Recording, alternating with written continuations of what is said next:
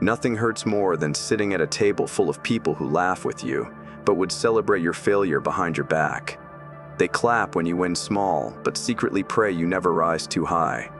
You sense it, their tone, their silence, their smiles that don't reach their eyes.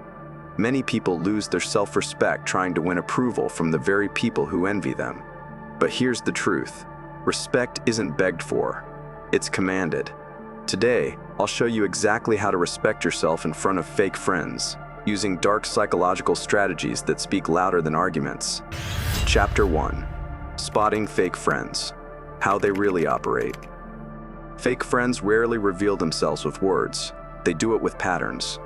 Watch their actions when the spotlight isn't on you. They only show up when they need something: money, validation, or connections. Their compliments often come with invisible daggers. You look great today, for once. They laugh at your goals, subtly discouraging you with lines like, "Are you sure you can pull that off?" They copy your style, mimic your ideas, and then compete to outshine you. True loyalty celebrates your growth. Fake loyalty fears it. These people aren't your friends. They're opportunists dressed as allies. Understand this. You can't play chess with someone who's secretly moving your pieces. Self-respect begins with clarity, seeing through masks.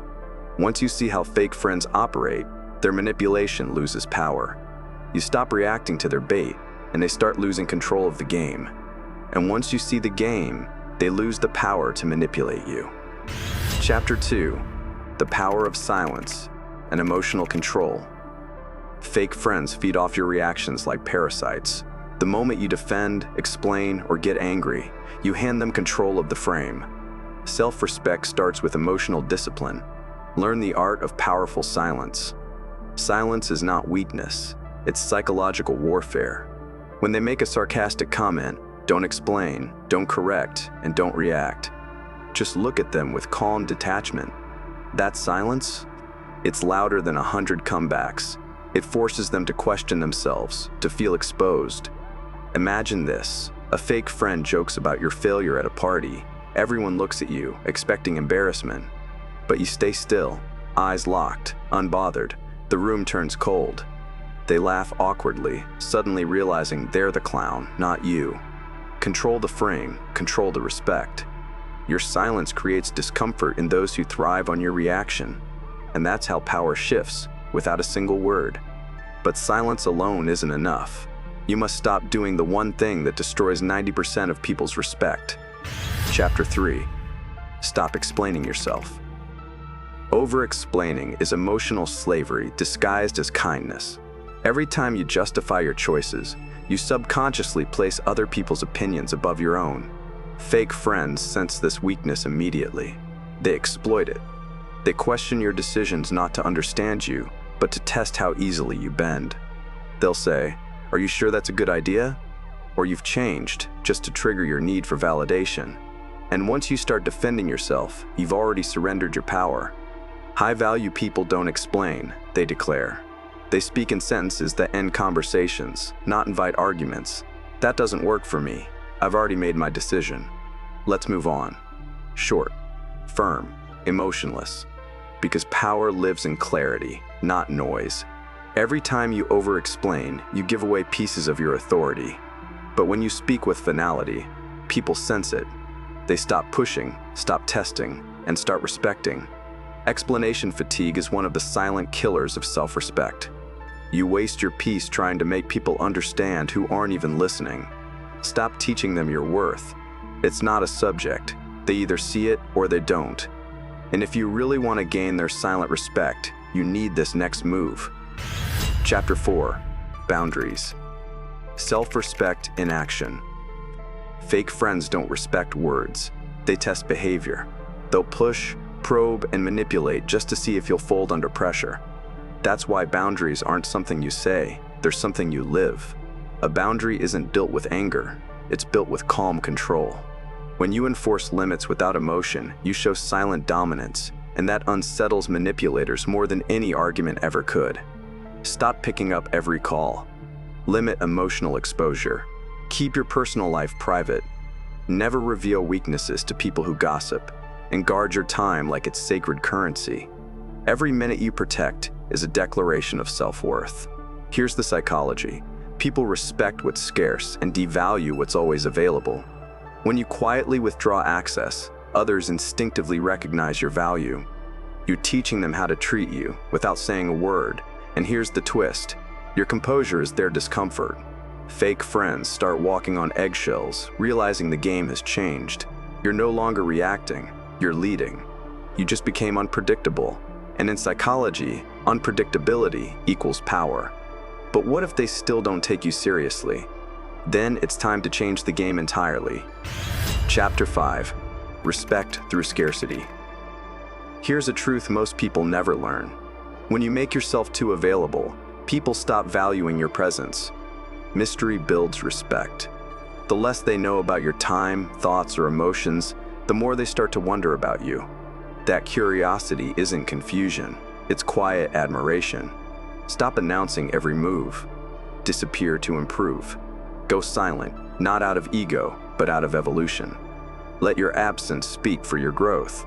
When people can't predict where you are or what you're doing, you become magnetic.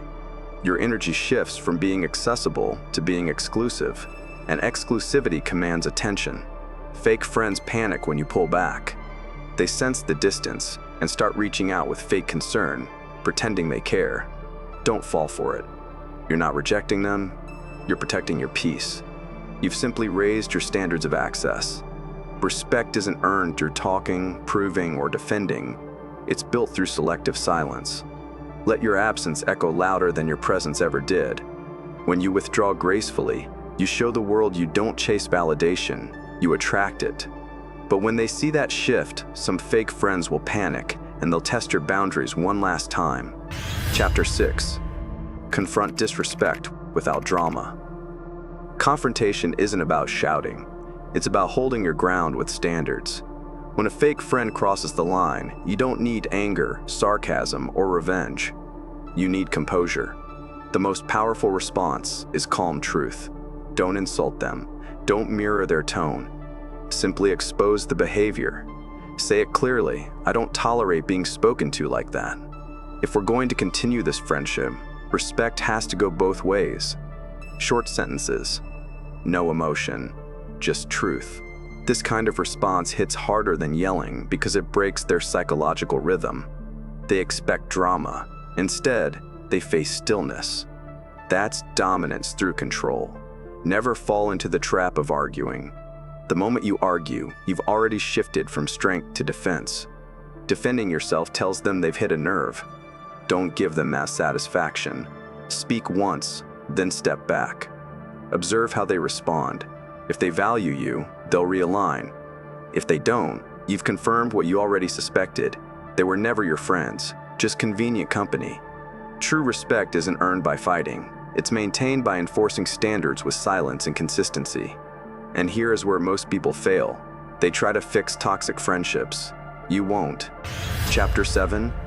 Circle selection. Replace. Don't chase. When you walk away from fake friends, you're not losing people. You're making room for your evolution. Most people fear being alone, so they cling to circles that drain them. But solitude isn't loneliness. It's preparation. You're clearing space for connections that match your next level, not your past one. You don't lose people, you lose distractions. Replace, don't chase. Build a circle quietly, people who are disciplined, loyal, and driven.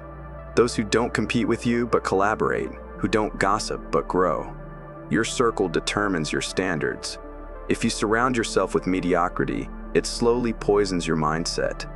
Self-respect can't survive in chaos. It needs peace, ambition, and accountability. Choose friends who respect your silence, not just your stories. Remember, you're the average of the 5 people you spend the most time with. If your circle doesn't challenge you to level up, it's holding you down. Elevate your environment silently. Don't announce your growth. Let your presence feel different. Let your discipline speak for you. Fake friends will feel your distance, and it'll expose their insecurity. Real ones will admire your evolution. Self-respect isn't loud. It lives in your choices and the company you keep. Time to finish this. Fake friends don't destroy you, tolerating them does. The moment you stop explaining, reacting, and overgiving, you reclaim your power. Self-respect doesn't make noise, it makes distance. Let your silence humble those who once underestimated you. Remember, you never have to prove your worth to people who can't see it. Walk away with grace, not guilt. Because when you choose peace over approval, you win the game they didn't even know you were playing. If this message hit home, drop a comment. I choose myself in the comment section, and subscribe for more mindset power. Only real ones understand.